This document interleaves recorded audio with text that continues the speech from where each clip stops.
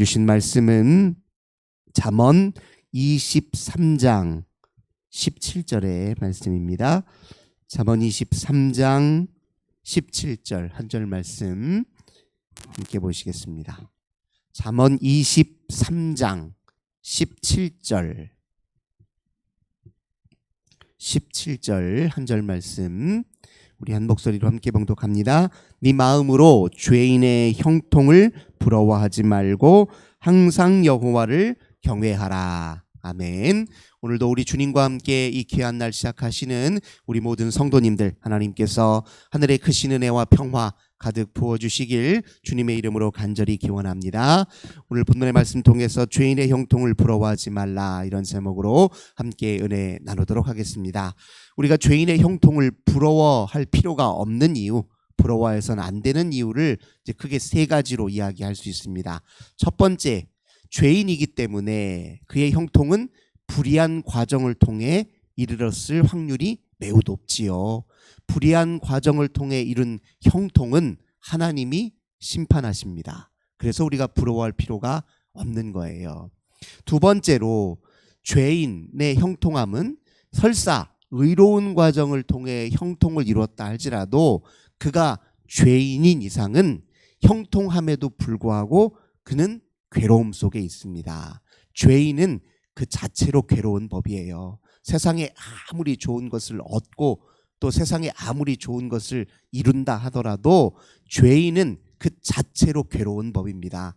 한번 다 물어보세요. 우리가 부러워할 만한 세상의 것을 가진 사람한테 당신 정말 행복하냐고 물어보세요. 아마 다 기만적으로 행복하다 스스로 착각할 뿐이죠. 스스로는 더 큰 불안과 괴로움과 두려움 속에 있는 법입니다.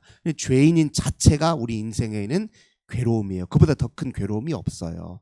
세 번째로 부러워할 필요가 없는 이유는 죄인이 바라는 형통함이란 게 무엇이겠습니까? 그 하나님 없는 형통함이에요. 잠깐이면 사라져버릴 것들입니다. 그것이 우리 영혼에 아무런 유익이 되지 않습니다. 있어도 그만, 사실 없어도 그만 형통함을 그들은 욕망하고 갈망했을 게 분명합니다. 이런 세 가지 이유로 우리가 죄인의 형통을 부러워할 필요가 없습니다. 그럼 우리가 진짜로 추구해야 될 게 무엇이에요?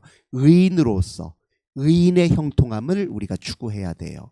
의인으로서 의로운 형통함을 추구해야 되는 게 바로 우리들입니다. 이 형통함이란 말이라는 게 잘 풀리는다, 뭐든지 잘 풀린다 말, 이렇게 한번 정의를 내려볼게요. 세상에서 가장 잘 풀리는 일이 뭘까요? 하나님이 하시려는 일이 가장 잘 풀리는 일이에요. 하나님이 한번 마음 먹고 작정하고 계획하시는 일은 반드시 이루어지잖아요. 그러니까 하나님이 하시려는 일보다 형통한 건 없습니다. 그럼 제일 형통한 게 뭐예요? 하나님과 함께 동행하며 하나님이 하고자 하시는 일에 나도 협조하며 하나님이 이루시려고 하는 그 일에 내 마음을 쏟고 내 정성을 쏟는 것, 그게 가장 형통한 일 아니겠습니까? 그 과정에서 우리 하나님이 얼마나 온갖 좋은 것들 다 주시겠어요? 세상에 가장 큰 만족과 기쁨과 행복이 우리 하나님께 다 있는데, 가장 값진 보화가 우리 주님께 다 있는데, 하나님이 하시려고 하는 일에 협력하여 그 일에 나도 마음을 두고 나도 내 정성을 쏟고 나도 그 일에 주의를 기울이는 것보다 더 좋은 일이 어딨냐고요. 의인으로서, 즉 하나님과 동행함으로, 하나님을 늘 사랑함으로 사는 사람을 우리가 의인이라고 하잖아요. 의라고 하는 건 우리의 의가 아니라 하나님께 힘입은 의를 뜻해요. 하나님에게서만 주어지는 의예요. 오직 은혜로, 자비로, 사랑으로만 힘입을 수 있는 게 우리의 의입니다. 그러니까 의인은 하나님을 통해 하나님과 함께 사는 사람을 뜻해요. 의인은 그 자체로 복되고 행복한 일입니다. 그 의인으로서 의로운 형통함에 추구해야 돼. 모든 과정, 행위 과정 자체가 하나님의 법과 진리와 말씀에 부합되어 우리에게 나타나는 형통함은 최고의 형통함입니다. 그리고 대표적으로 보여준 인물들, 성경의 인물들이 많잖아요. 요셉만 보더라도 어떻습니까? 그는 세상의 형통함을 부러워하거나 자랑하지 않고 오직 여호와 하나님의 형통함에 기대었기 때문에 그런 어때요? 결국 세상 어떤 사람들보다 높은 위치에서 가장 의로운 일로 많은 사람들에게 유익을 끼치는 사람이 되지 않았습니까? 이제 우리가 바랄 것은 이렇게 의인으로서 의로운 형통함을 우리가 자랑해야 됩니다. 또 그걸 갈망해야 돼요. 이런 사람들이 그러면 어떤 특징들이 있느냐? 자, 1절 한번 보겠습니다. 1절, 2절, 3절입니다. 네가 과런과 함께 앉아 음식을 먹게 되거든 삼가 네 앞에 있는 자가 누구인지를 생각하며 네가 만일 음식을 탐하는 자이거든 네 목에 칼을 둘 것이니라. 그의 맛있는 음식을 탐하지 말라. 그것은 속이는 음식이니라. 첫 번째, 무엇을 주의하냐? 의인으로서 의로운 형통함을 꾀하려는 사람은 자기의 헛된 욕망을 주의하고 경계합니다. 여기 보면은 높은 지위에 관직 있는 사람이 나에게 산의 진미를 제공하면서 나를 속여요. 부정의한 일에 나를 참여시키기 위해서 나를 유혹하고 쉽게 말하면 꼬시는 일이에요. 내가 내 욕망에 져버리면, 내 욕망을 내가 제대로 통제하지 못하면 이런 사람들이 제공하는 달콤한 유혹을 내가 물리치지를 못해요. 그러니까 의인으로서 의로운 형통함을 추구하는 사람들은 자기 욕망을 잘 절제하고 다스릴 줄 아는 특징이 있습니다. 욕망이 형통함을 가져다 주는 게 아니에요. 반복해서 말하지만 하나님이 우리에게 형통함을 주시는 것이지 우리의 욕망을 따라 산다고 해서 우리가 형통한다? 그것은 우리의 착각입니다. 우리의 욕망은 때로 더 우리를 더 큰 괴로움의 수렁으로 몰아넣을 때가 많아요. 우리의 욕망은 우리에게 결핍과 불안을 더 가중시키는 경우가 많습니다. 그걸 경계하는 게 중요하다 이렇게 얘기합니다. 또 4절 보겠습니다. 부자 되기에 애쓰지 말고 내 사사로운 지혜를 버릴지어다. 여기서 특별히 사사로운 지혜라는 단어를 중요하게 여겨야 돼요. 지혜가 두 가지 방향의 지혜가 있어요. 하나는 사사로운 지혜가 있습니다. 또 하나는 하나님이 주시는 지혜가 있어요. 사사로운 지혜는 뭘 뜻하냐면 자기 이익을 위해서 사용하는 잔꾀, 이렇게 정의하는 게 딱 좋아요. 자기 이익을 위해서, 뭐든 자기 이익을 위해서 했음에도 불구하고 스스로 합리화시키고 정당화시키기 위해서 사용하는 지혜, 이런 것을 사사로운 지혜다 이렇게 말할 수 있습니다. 하나님께서 무엇을 기뻐하시고 무엇이 하나님의 뜻인지 분별하는 지혜가 아니라 그저 자기 행동을 합리화하고 정당화시키는데 사용하는 지혜가 사사로운 지혜예요. 계산적인 지혜, 이익을 따지는 데 힘쓰는 지혜, 이런 게 다 사사로운 지혜예요. 무엇이 더 나에게 많은 이익을 가져다 줄 것인지 이것에만 관심을 기울이는 지혜가 사사로운 지혜입니다. 자기 이성과 하나님이 주신 지성을 그저 욕망을 위해서만 사용하는 지혜를 사사로운 지혜다 이렇게 얘기할 수 있습니다. 의인으로서 의로운 형통함을 추구하는 사람들은 사사로운 지혜를 쓰는 사람이 아니라 오직 하나님으로부터 주어진, 말씀으로부터 주어진 지혜에 입각해서 자기 행동을 점검하고 자기 말을 점검하고 자기의 생각을 점검하는 사람이다 이렇게 이해할 수 있습니다. 또 5절입니다. 네가 어찌하여 허무한 것에 주목하겠느냐? 정령이 재물은 스스로 날개를 내어 하늘을 나는 독수리처럼 날아가리라. 자, 의인으로서 의로운 형통함을 추구하는 사람의 세 번째 특징, 허무한 것이 무엇이고 영원한 것이 무엇인지를 잘 분별하는 특징이 있습니다. 잠깐이면 사라져버릴 것들을 의지하느냐, 아니면 시대가 아무리 바뀌어도, 세월이 아무리 바뀌어도 찬란하게 빛나는 영원한 보석을 마음에 품고 사느냐, 둘 중에 하나예요. 우리 예수 그리스도는 영원하신 보배잖아요. 우리는 질그릇 같은 존재 아닙니까? 그리스도 예수를 가슴에 품고 우리 중심에 품고 사는 것, 그 가장 의미 있고 가치 있는 일 아니에요? 근데 허무한 것에 마음을 다 빼앗겨서 정작 영원한 보화를 잊어버리는 것, 얼마나 어리석은 일이냐고요. 그러니 영원한 것과 허무한 것, 영원한 것과 잠깐인 것, 이것을 잘 분별하는 것이 의인으로서 의로운 형통함을 추구하는 사람의 세 번째 특징인 것입니다. 네, 10절 보겠습니다. 옛 지계석을 옮기지 말며 고아들의 밭을 침범하지 말지어다.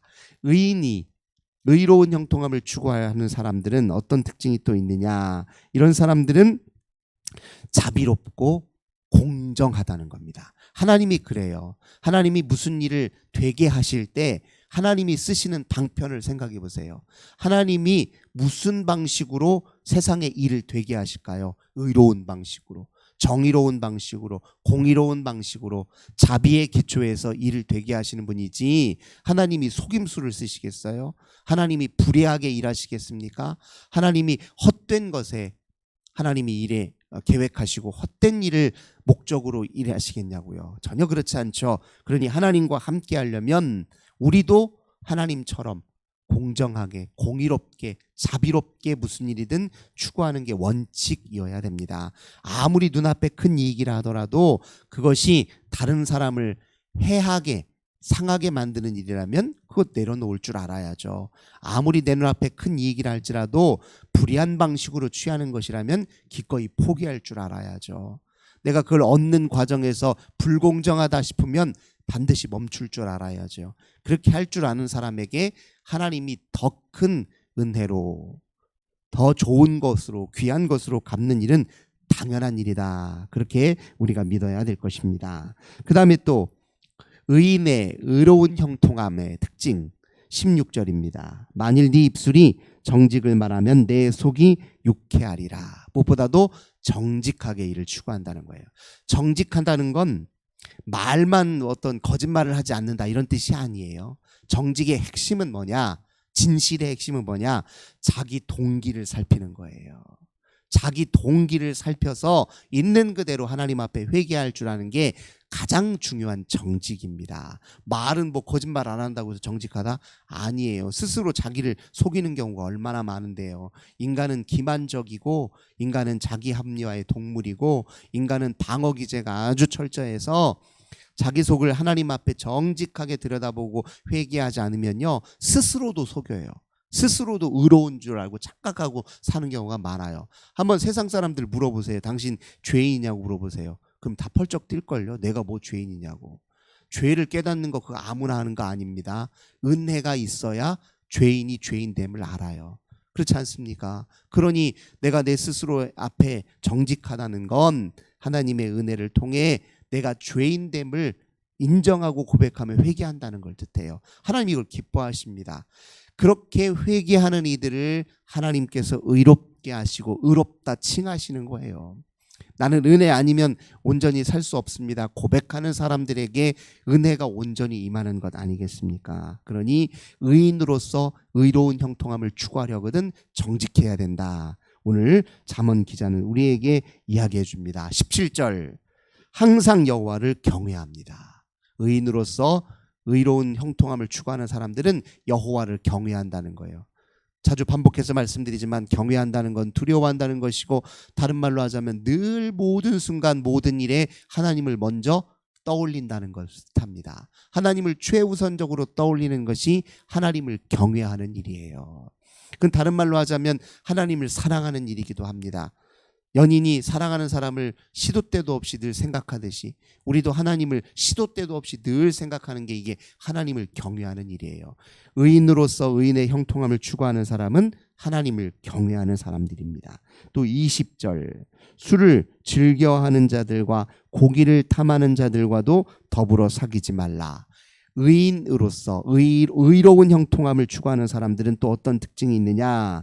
주변 사람들, 나에게 영향을 미치는 주변 환경을 잘 살펴요. 내가 있는 곳이 내 영적으로 내게 도움이 되는지, 내가 늘 가까이 하고 자주 만나는 사람이 나에게 영적인 과정에서는 어떤 의미가 있는지, 아무리 뭐 친한 사람이 할더라도 영적으로 하나님과 나와의 관계에 장애가 돼 있으면 적당히 거리도 두고 적당히 경계하는 게 필요해요. 친하다고 그의 말 다 들으면 안 됩니다. 아무리 가까워도 하나님과 함께하는 사람이 아닌 이상은 나에게 영적으로 유해할 수 있어요.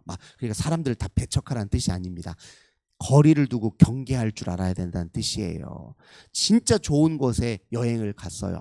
아무리 좋은 것이라도 내 영적으로 나에게 유혹거리가 있습니다. 그런데 아무리 좋아 보이는 환경이라도 적당히 거리를 둘 줄 알아야 돼요. 그렇죠? 당연히 뭐 불리한 환경에 있으면 얼마나 경계하겠어요. 하지만 경계심이 늦추어지는 게 뭐냐면 좋은 환경에 있을 때, 좋다고 여겨지는 사람하고 있을 때 경계심이 늦춰지는 겁니다. 근데 그런 찰나에도 영적인 유해 유물을 잘 가리는 것이 의인으로서 의로운 형통함을 추구하는 사람의 특징이라는 겁니다. 오늘 하루도 우리가 어떤 형통함? 의인으로서 의로운 형통함에 이르러서 참된 기쁨과 만족으로 우리 주와 함께 그렇게 누리시는 저 우리 모든 성도님들 되시길 주님의 이름으로 간절히 기원합니다. 좋으신 주님 감사드립니다. 저희들 하나님 비록 부족하지만 우리 주님을 인정하고 주님의 은혜를 더 갈망하도록 믿음 주신 것 감사드립니다. 죄인의 형통함을 부러워하는 어리석은 저희들 되지 않도록 도와주소서. 오직 모든 일을 의롭게 잘 풀어가시는 주님 편에 서서 의인으로서 의로운 형통함을 기대하고 사모하는 저희들 다 되게 하옵소서. 오늘도 우리 하나님께서 친히 저희들과 동행하셔서 의로운 길로 인도해 주실 걸 믿고 감사드리며 우리 주 예수 그리스도의 이름으로 간절히 기도드립니다. 아멘. 우리 환우들을 위해서, 가정의 자녀들을 위해서, 교회와 나라와 민족을 위해, 우리 해외 단기 선교팀을 위해서 기도하겠습니다. 주님 감사합니다. 오늘도 우리 주님께 기도하며 하루를 시작합니다. 은혜를